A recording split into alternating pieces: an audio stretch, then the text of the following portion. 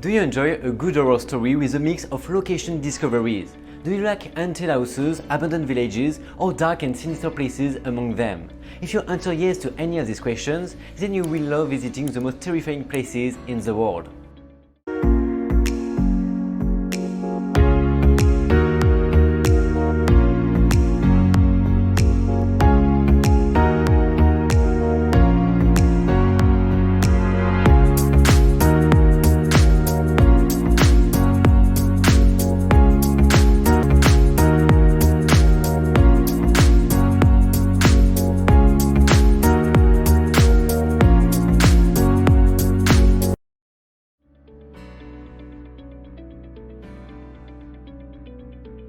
For more than 1000 years, this terrifying place, consisting of a 5-kilometer long underground cave system, remained unexplored and undistributed.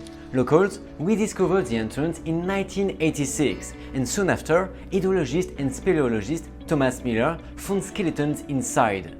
In the decade that followed, the unusually pristine ATM cave became the subject of much study, offering scientists and intrepid travelers a glimpse into Mayan religion and society between 700 and 900 before Christ.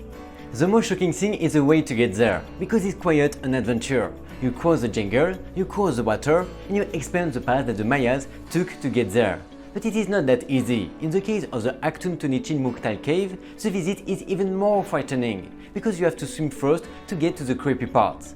After a few meters, you will find human skeletons scattered on the ground, which were probably sacrifices made by the Maya to honor the gods of the underworld. The most eerie of the cave's best known human remains, however, are those of the Crystal Maiden, a young teenage girl lying face up on the floor, her calcified bones glowing brightly from the calcite covering them.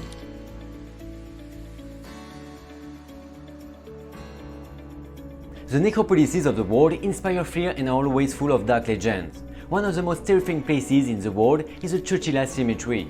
The faces of mummies watch you from a series of open tombs in the ground, from their excavated quadrangle converted into an open air with home doors to the afterlife. These bodies, wrapped in bundles of clothes in the fetal position, laugh at their final destination, perhaps because they know the path that so many of us have wandered about. In the middle of the desert, plain of southwestern Peru, where hot, dry wind blows a few miles from the Nazca lines, the Chauchilla cemetery sprawls. Its open-air tombs have not been spared from the act of looters and treasure thieves, but still they have been kept in good condition, so that travelers can reach them, lonely, silent and secluded, to say a last farewell to the people who occupy them. The most eerie part of the visit is not only the fact that the tomb robbers have scattered some of the human remains throughout the area in their looting, but also that many of the tombs have been left open and the pre-Inca skeletons are watching you from their eternal resting places, in fetal position and wrapped in their shrouds. Would you dare to take a walk under the watchful eye of the decrepit mummies resting in their tombs, gazing at the stars?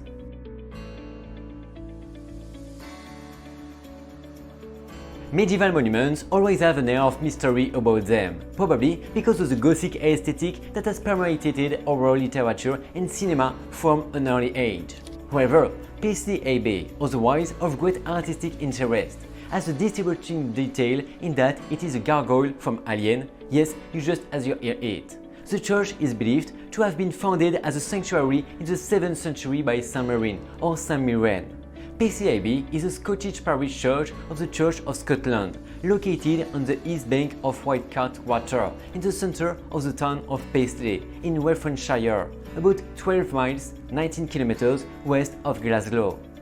One legend has it that this culture reflects the visitation of beings from outer space throughout history. However, there is another legend which claims that this gargoyle was the result of one of the Abbey's restorations in the 19th of the last century.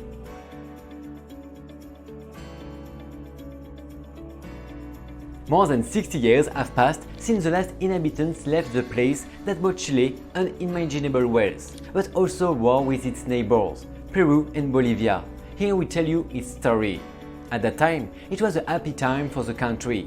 The enormous demand for materials from the industrialized nations of Europe led to a period of great prosperity, which was even called the Chilean Belle Epoque. At the end of the 19th and the beginning of the 20th century, almost all of the world's saltpeter came from the Atacama Desert, and for Chile, its importance was vital. It represented between 14 and 60% of its tax revenue.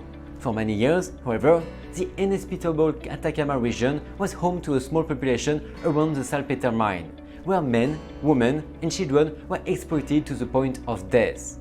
Mining saltpeter was backbreaking work. Workers had to spend all day under a scorching sun with little water or shade.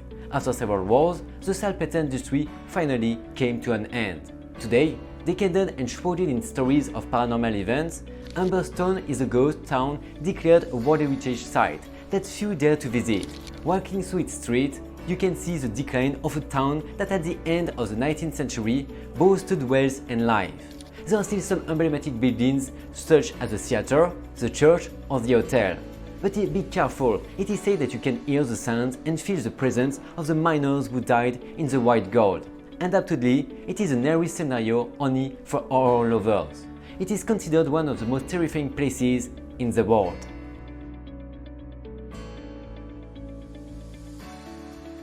The most terrifying places in the world are located in mysterious strategic corners of the world. The Gran Hotel Viena is shrouded in stories of ghosts and fables. This hotel, near Mar Chiquita, in the province of Coroda, is considered one of the places with the most paranormal activity in all of Latin America.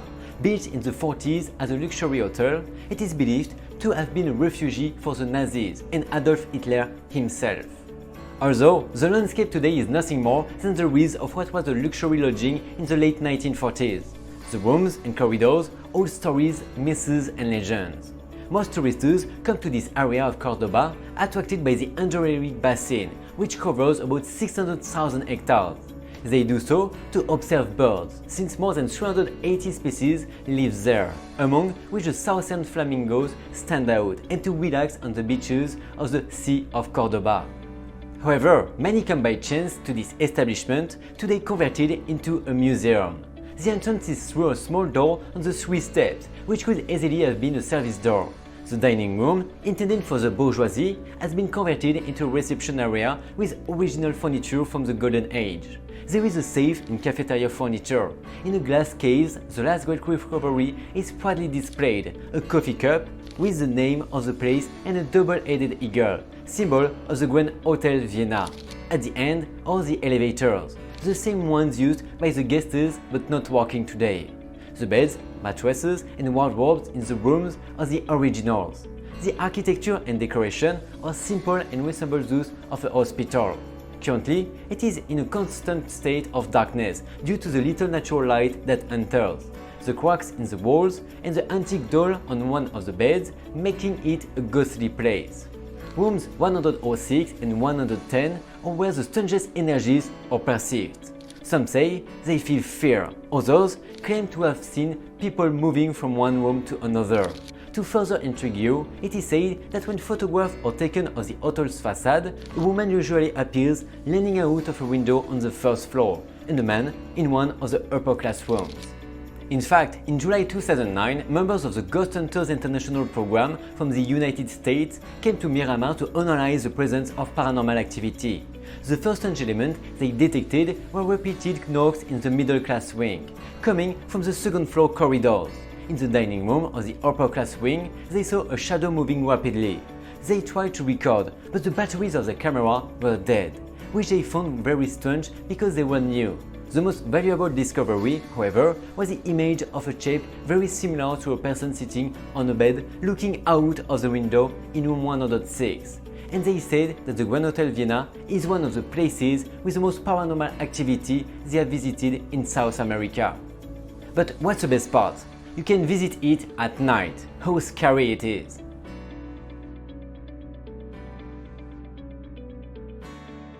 As in the list of these characteristics, a terrifying construction cannot be missing. We bring you the Moosham Castle in Württemberg.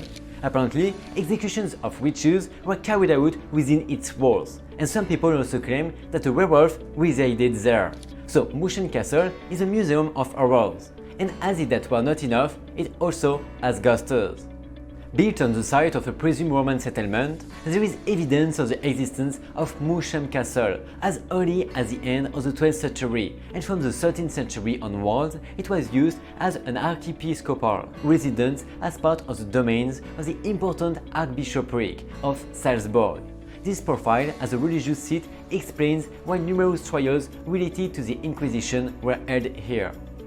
Known in the Middle Ages as one of the harshest districts, dozens of people were condemned to torture and death, under the accusation of witchcraft between the 16th and 18th centuries.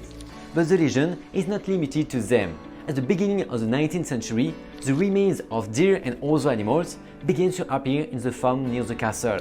The idea that werewolves were responsible for all this began to spread, leading to the arrest of many people, some of whom were even executed. As a result, alleged witches, sorcerers, and even werewolves suffered great torment within its walls.